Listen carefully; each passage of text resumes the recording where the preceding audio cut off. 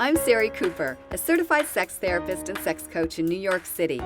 I'll be your host to Sex Esteem, a new show where we will explore in all its expressions relationships and sex in the modern world. Tune in for fun-filled facts and entertaining tips to having a more pleasurable sex life.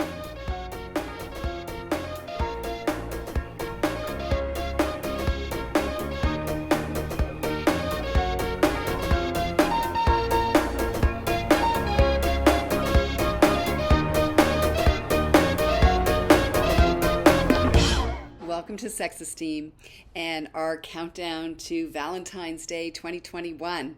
So stay tuned for some new and exciting guests that I'll be interviewing who have made some incredible disruption in the sex toy and sexual wellness field. So I'm so excited to be able to talk to my old friend, Polly Rodriguez, founder of Unbound Babes, and a sex toy designer. So Polly, I haven't seen you in, we could probably count the months. The last outing we ever did before COVID was in February. Was it really? I was going to ask you when it was. Yeah, it's been a while. And we were at a sex positive discussion, and we had a cocktail together. That was the last time we had a cocktail out among people. I know. There's something so special about the group of people that work in any realm of this field where they're just lovely humans to be around. And it's definitely the first industry I've ever worked in where I actually consider my professional colleagues friends. And it is weird to have gone so long without everyone getting together, because I feel like we are pretty good about doing panels and seeing each other. So yeah, it's a bummer, but it's nice to see you virtually. Yeah. So for those of you who don't know you, can you talk just a little bit about the origins of this company? Because I think that in itself is fascinating. Yeah, so definitely not what I thought I would do as a little girl or anything like that. But we started working on Bound in 2014. We had this idea and hypothesis that shopping for sexual wellness products was really daunting and overwhelming for the vast majority of people. And that really came from personal experiences that my co-founder, Sarah Jane, and I had ourselves.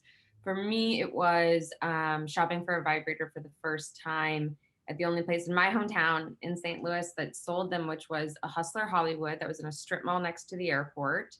And it was just a shopping experience that made me feel really bad about buying the product itself. And I felt like I walked into the store and there are just so many different products.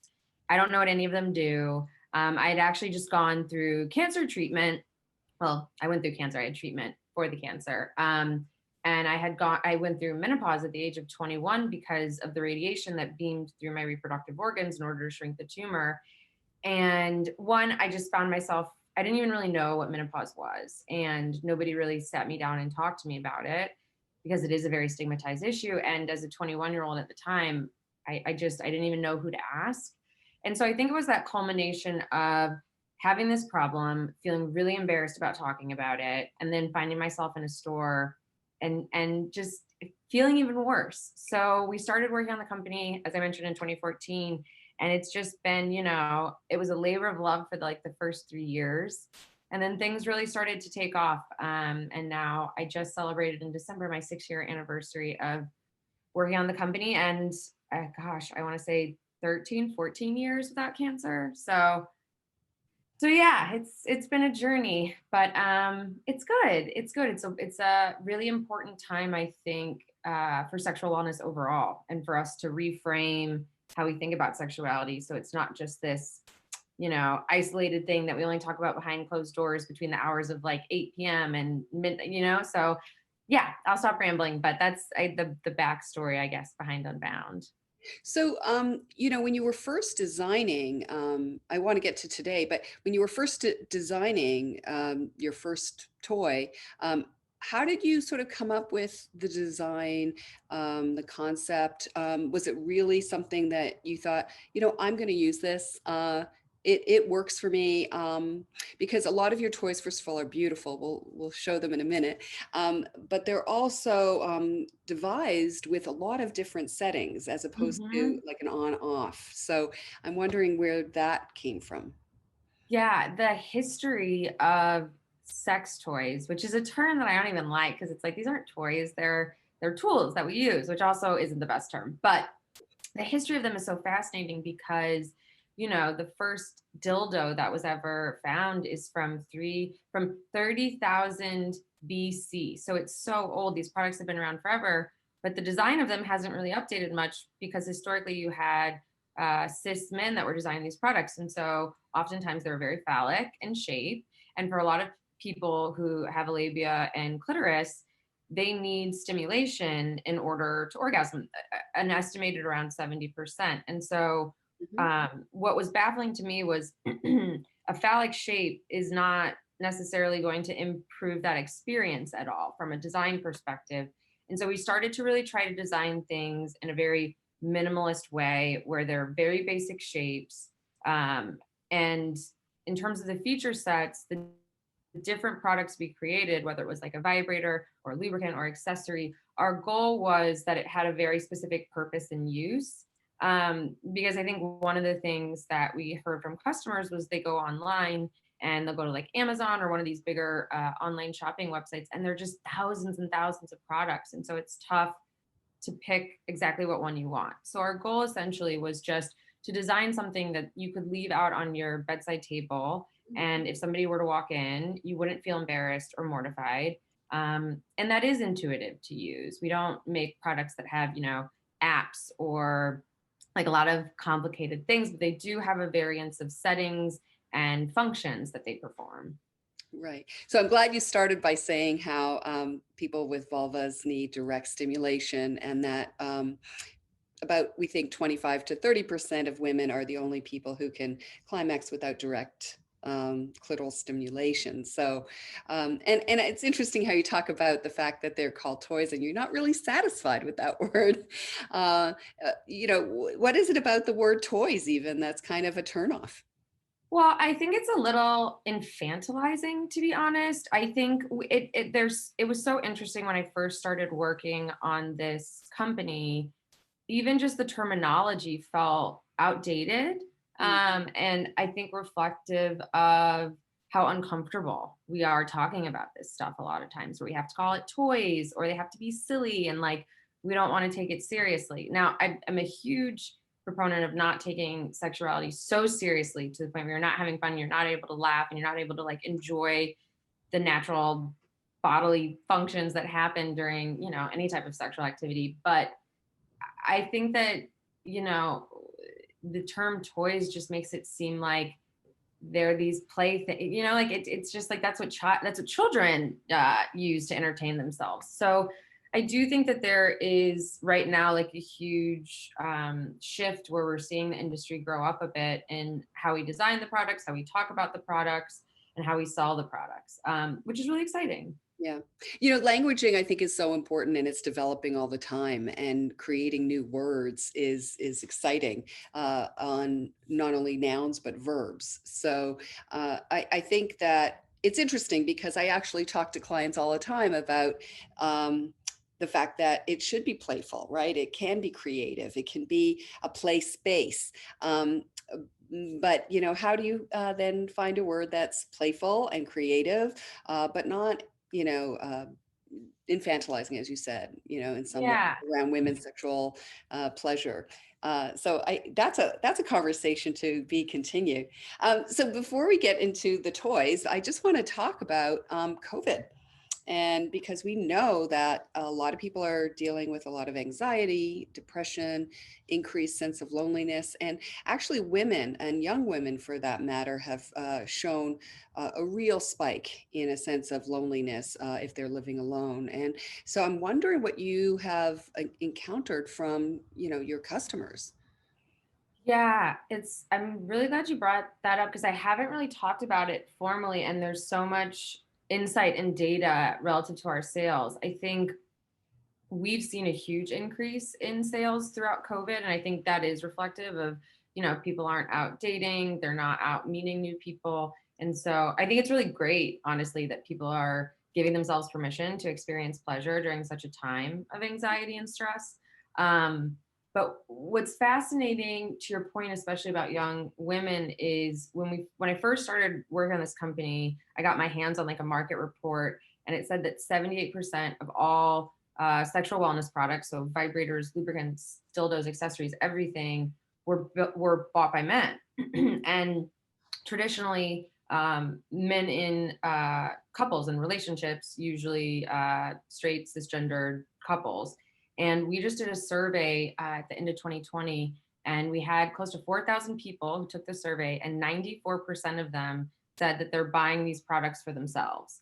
So I think, COVID's really horrible for a million reasons, but it is nice to see that people are still exploring sexually, prioritizing that part of their life, and making the space and time for it. To me, I think that's great, and I hope it continues after COVID, not just as a substitute to dating, but as something that we continue to incorporate into our lives every day. Right. And certainly the importance of sexual wellness and emotional wellness is part of overall physical health. Right. I Yeah, think people sort of put this on the side as like, oh yeah, that's what you do for fun. But actually a sense of agency that you're talking about, that people are buying them for themselves to feel better, a sense of boosting their endorphins, their dopamine through yeah, orgasming. I mean, all of that is like important to one's overall mental and physical health. So I wanted yeah. to put that out there. Is that something? I don't know if I can ask this, but I'd be curious. Is that something that you find people struggle to kind of talk about and make space for? Because we find that where people feel guilty or they're stressed, and that like finding time to be sexual is like one of the first things to go, almost always. It is. So for a lot of our partnered couples, because they're so overwhelmed at home with, if they have children, they're sort of wearing so many hats in terms of childcare and overseeing schooling, and in some ways working more than rather than less, even though they're not commuting. That kind of pressure has anxiety levels have gone up. And we know that if there are too many inhibitors, using a dual control model of sexuality, too many inhibitors, then the excitation pedal kind of gets squelched. So Yeah. we're all about helping people carve out space for themselves to relax, to get a deeper sense of relaxation and pleasure and connection. So whether they're single or partnered, you can be, give yourself pleasure. Yeah. That's so interesting. And it's so true. Yes, absolutely. Sorry. That's definitely rings true to me. And connect online, right? That's other ways. I mean, I think people were dating more in the summer.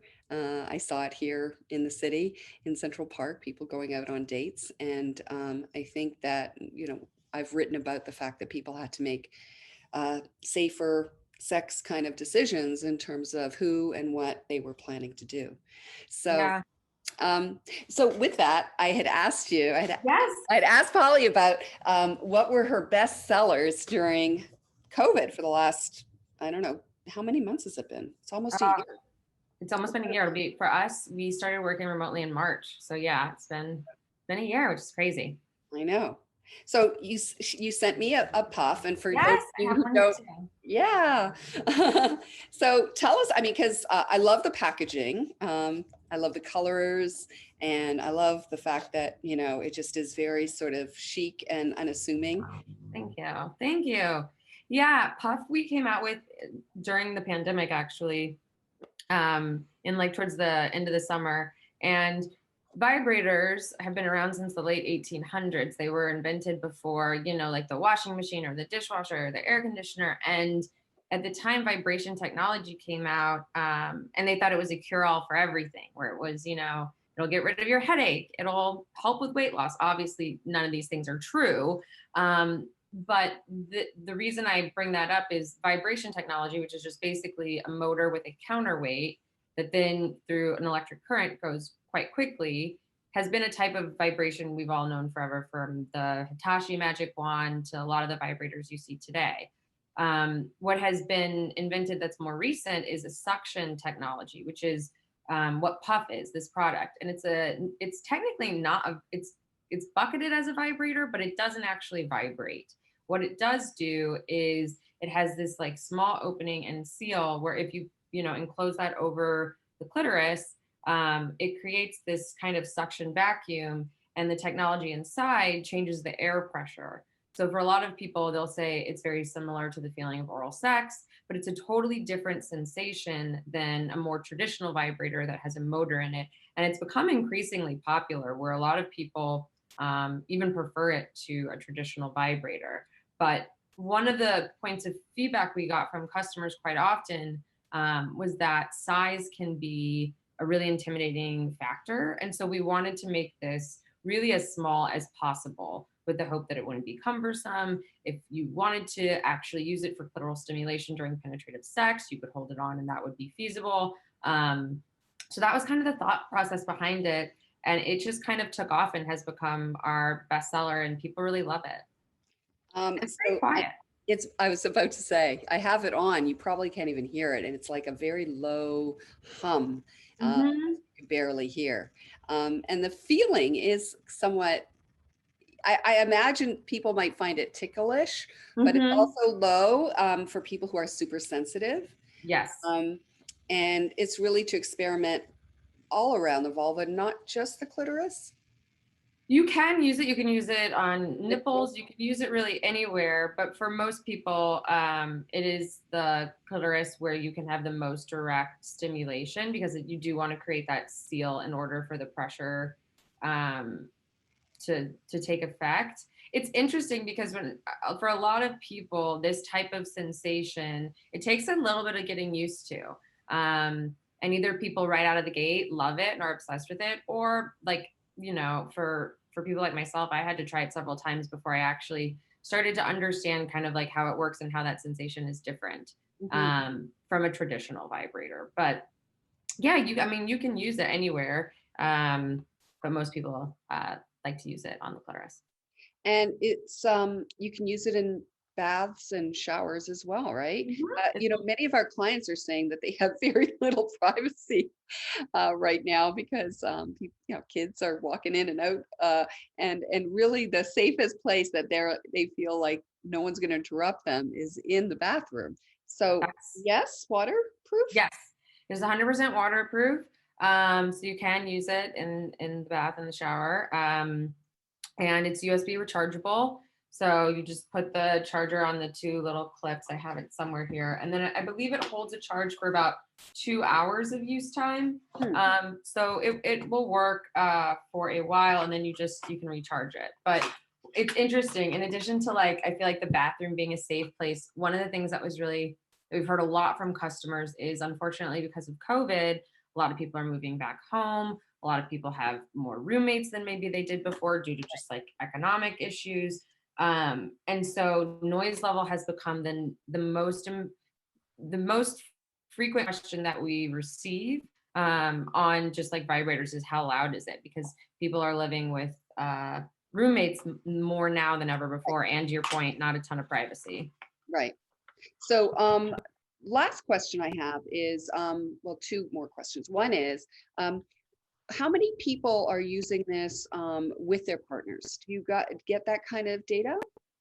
We don't have that data. I think the vast majority of our customers are buying these to use first and foremost for themselves, and then more often introducing them to a partner, which I actually think is really great, because then you can get comfortable with the product, know what works for you, and then if you want to bring a partner in and incorporate them into the use, you can. In sex therapy, we call that bridging.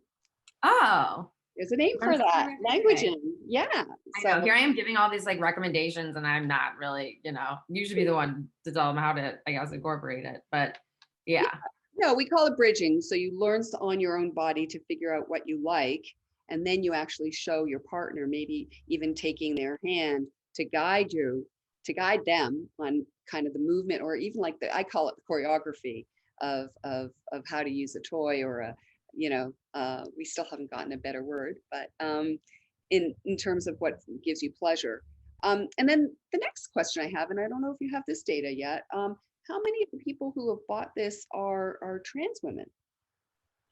We have, it's really interesting you bring that up, because we did a bottom growth survey recently for people that are transitioning, and we shared the data on that on our website. We don't ask people to identify who they like their gender or identity when they're checking out the website, so we don't know for sure, but for a lot of people, actually trans men, for bottom growth, there has been a lot of positive reception on using puff, which has been great, because the one piece of feedback we did get that we're looking to incorporate in the next design iteration is trying to make the opening a bit larger to work for more bodies. It's just it's hard because everyone's body is different, and you can only make like one mold for the product, and so it's trying to figure out how to create that ability to personalize and customize so you're fitting for as many bodies as possible.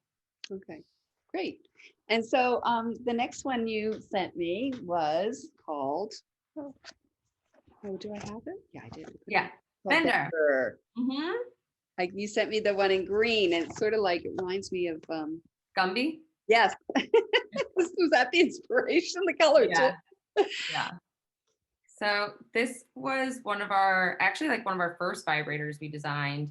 And again, going back to that theme of, I think, trying to create a design that works for the most amount of people possible, we wanted something that was really bendable and pliable, hence the name Bender. And that could be used for dual stimulation. So something that could be used internally to stimulate, because we have a lot of people write in asking about, how do I find the G spot? Is the G spot real? Is it just hidden somewhere? Is there some secret map I need to locate? And the reality is it's different for everyone, at least based on what I've researched, read, and learned. And so we wanted to try to create something that you could use internally and explore different sensations, but then you can also use externally for stimulation as well, with the main motor. And this one is certainly louder than puff, but the main motor being in kind of this bulbous head at the end of the vibrator. Right. And it's been very, very popular. Right. And so it's pretty strong. Yeah, it's quite strong right from the get-go. And people actually, women need more internal massage if they want to have access to their G-spot, or even start to even feel where it is. Right. So it's nice to have a larger, surface area, and to have it long enough that you can actually do this kind of come hither, motion, which is actually a great way to stimulate the G spot, which is on the front wall inside the vagina. Yes. So, and then is it also something that people have talked about using with partners? Yes, this is one we actually just did a guided meditation with an app called Furly, where they wrote a guided meditation of how to use the product with a partner, and they did a wonderful job of also thinking about foreplay that isn't directly using the vibrator immediately on your clitoris or your labia, but actually using it to massage the body, to heighten arousal on different parts of the body before actually using it with a partner on your clitoris or labia, which I thought was great. And this could also be used, with a person who has a penis. It's pretty flexible in how you can use it, which is part of the reason why I think it's so popular. Right. So it can be used on men's prostate, which probably might feel really good, actually. And also, what seems to me is of interest is that you can use it almost like a massager, as you said, in other parts of your body, which, you use the word foreplay. If we're going to go back to that languaging idea, we've become much more attuned to the fact that women's stimulation is their sex. That's their sexual play. So we've used the term outer course. Oh, I love that. I don't even know where the term foreplay comes from, to be honest. Well, if you think about it in terms of what it means before the play. The real play is really about penetration. Right. But we know for women that for Yes, many that's true. men, yeah, the good stuff and the most fun stuff is outer course. It's all the Hmm. touching, all the kissing, all the genital play outside instead of internally. So it was kind of an old patriarchal word if you think about it. Yeah, thank you for teaching me that. So you use the term outer course. Yeah, it I makes it all love that. neutral, right? I It's love inner it. course, outer course. I love that. That's great. Thank you for educating me about that. That is so true. And it's so crazy because we're not taught any of this stuff growing up, you know? Like we're just sex ed is basically here's how to put a condom on and don't get pregnant. And it's like how helpful would not only the knowledge but the language to use. I feel like yeah, I wish you taught sex ed in all I this. do. So that's part of the sex esteem model, and when I've done groups, I really do help people create a kind of neutral ground to talk about it, so that there is less and less shame and embarrassment, and being okay with something being awkward, right? Even like Mhm. the first time you bring, if you decide to bring a toy into partner sex, right? A lot of people feel shy about it and they think they have to be experts. Well, no, like anytime you try something new, you might be fumbling, and that's something to be compassionate with yourself and your partner about. um, Yeah. so that there's a way to even introduce, bringing a sex toy into a partner situation. uh, How would you recommend? We get asked this question all the time of I really love my vibrator. Whenever I masturbate, I always like climax, but I'm so scared to introduce it into my relationship because I am afraid, my partner will think it's replacing them or that they're not good enough or whatever. And I would love I mean, any suggestions and insight you have. Right. And so I think when talking to a partner to introduce the idea, you can say, there are a lot of different sensations that really turn me on. And some of them come directly from you. And then some of them actually come from more of a vibration. But I want to sort of see what it would be like for you to control that, to see if that would be a turn on for me. Would you be open to playing? I love that. That's so great. When you do it, it's so easy. So easy. It's like, who would say no to that? No, I mean, obviously anyone can, but Right. But the thing is, like, you have to practice something, right? And a lot of people aren't even used to even saying the words. People say, I've never said that out loud before. That we hear that a lot in therapy and in some of our sex esteem classes, like, Mhm. so being able to sort of even practice in front of the mirror to say some of these words so you're not embarrassed about them. Yeah, I Even think saying the word clitoris, even the word vulva, prostate. I mean, these are parts, right? Kids get taught all the body parts except their genitals. I know. I know. Truthfully, I didn't even know that, the vagina is not, the labia is not like all of the very specific parts of anatomy. I did not really know them until I started working on Unbound. And I remember feeling so embarrassed, but then I was kind of like, well, if I don't know it, probably a lot of other people don't either. Which is kind of crazy that we don't know what to call our own reproductive organs. Um, And not all of them are reproductive, right? Some of them are right, just for right, pleasure only. right, And I think that in the same, when I do sex esteem classes for parents, I say, just like you would want to be able to educate your kids so that if they got hurt and they had to go to the doctor, they would say, yeah, it hurts in my Achilles area, right? You would want right. them to know, yes, my left labia is kind of more irritated and enlarged, and I'm not sure why, right? Yes, To be able to own exactly where discomfort and pain might be. Uh, right. yeah. Because So it goes back to autonomy and ownership over your body, which I think is a theme that, comes up for me working in this industry over and over again, which is people wanting autonomy over their bodies. And yeah, I think that's great. yeah.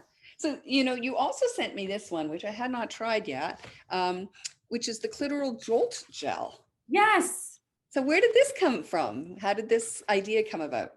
Yeah, so I think lube is weirdly, one of the most stigmatized products because there's this whole, like, and as somebody that went through menopause, I had to deal with this personally head on of like, oh, well, if you're not self lubricating, if you're not quite wet enough, like there's this weird mental connection we have to sexual desire and being desirable to being able to self lubricate like on a dime. Hmm. And for a lot of people, that it just doesn't happen that way. And so we really wanted to make lube more fun.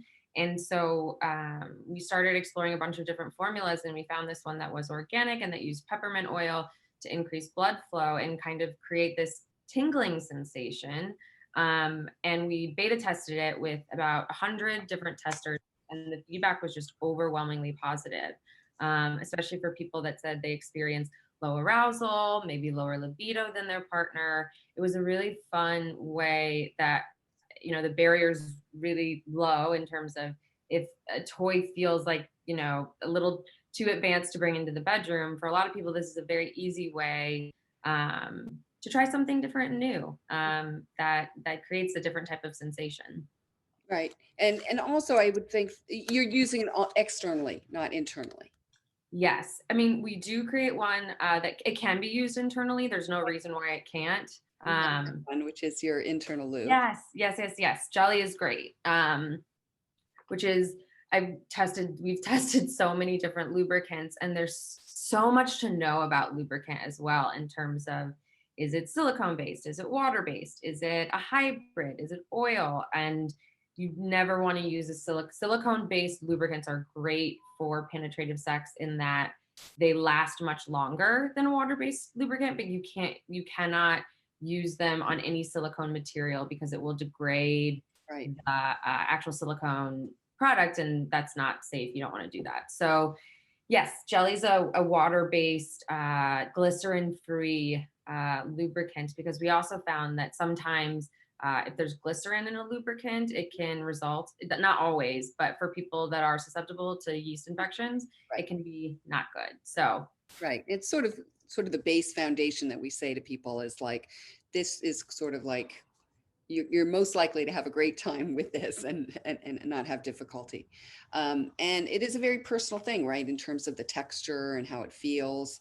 As far as to go back to what you're saying about people feeling awkward or that's a historical sort of systemic issue, I think, in sexuality and sex education, which is this myth that you have to be self-lubricating, otherwise you're not really turned on, or you're not into it. And people with penises seem to get very anxious, in that they feel like they're not.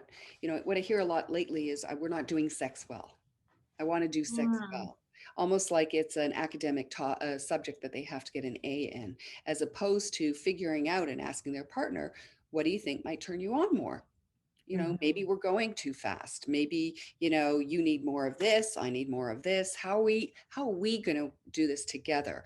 And I say it's a team sport. You know what I mean? It is. This is not you have to have all the knowledge and they have to have all the knowledge. No, it's a team activity of like, oh, let's try this together. Can you think about it like an artist? Like, let's experiment, right? Yeah. So, I think this is an interesting thing because, I always teach people that in order to change, you have to change the feedback loop with your body mind connection. And if you've always gotten aroused in one way, and that's not working for you anymore, right? You have to actually build a new neural pathway, body mind Mm, connection, so that you can start to feel arousal and pleasure in a different way. And certainly, we know that when blood flow comes to the genital area, you have more opportunity to become more aroused. hmm. Can you Yeah. can you use this